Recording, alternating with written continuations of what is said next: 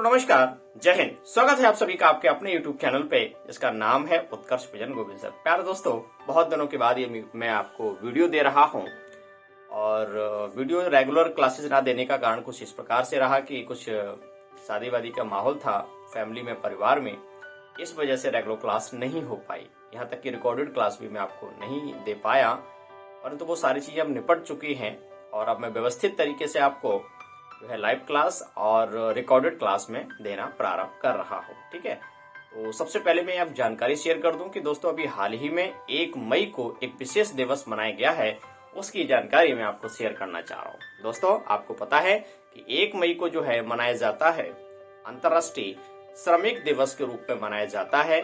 माने अगर हम श्रमिक दिवस की करें तो ILD के रूप में, माने इंटरनेशनल लेबर डे के रूप में मनाया जाता है। इस दिवस को मनाया जाना जो दोस्तों प्रारंभ हुआ है वह 1886 में मजदूरों ने अपनी मांग करी थी कि वो 8 घंटे ही काम करेंगे।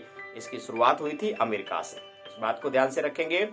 और बात कर रहे हैं कि अंतर्राष्ट्रीय श्रमिक दिवस की, तो भारत में जो इसका शुभारंभ है वह 1923 से दोस्तों चेन्नई से प्रारंभ हुआ था। इस बात को ध्यान रखेंगे, समझ पा रहे हैं।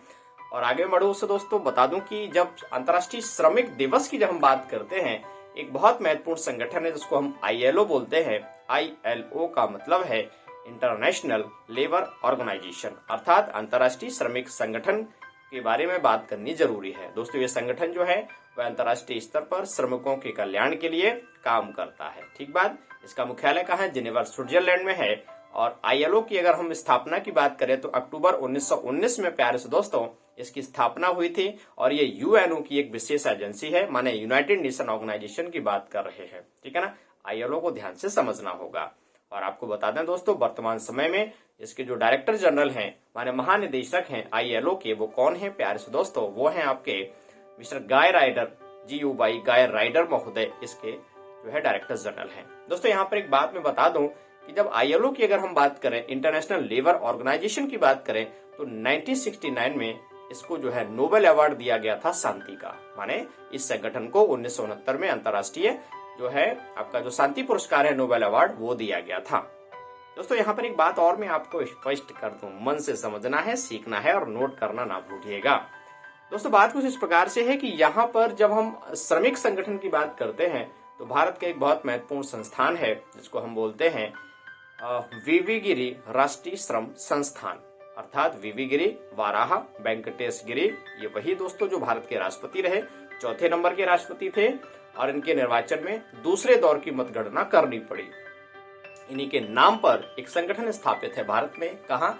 नोएडा उत्तर प्रदेश में पड़ता है VV गिरी राष्ट्रीय श्रमिक संस्थान, जो कि जुलाई 1974 में इसकी स्थापना हुई थी, जो भारत में मजदूरों के कल्याण की दिशा में महत्वपूर्ण काम करता है। माने केंद्र सरकार का जो मंत्रालय है, श्रम एवं रोजगार मंत्रालय है, उसके अंतर्गत ये जो VV गिरी संस्थान है ये काम करता है। ठीक है, इस बात को ध्यान रखेंगे। और आपसे पूछा जाता है कि जो है भारत के ऐसे कौन से राष्ट्रपति हैं जो कि मजदूर नेता रहे, तो आंसर आता है VV गिरी। माने वो जो है जो आपको बता दोस्तों कि जो ट्रेड यूनियन जो था, ट्रेड यूनियन के एक महत्वपूर्ण नेता के रूप में रहे थे VV गिरी, इसलिए उनके नाम पे ये रहा।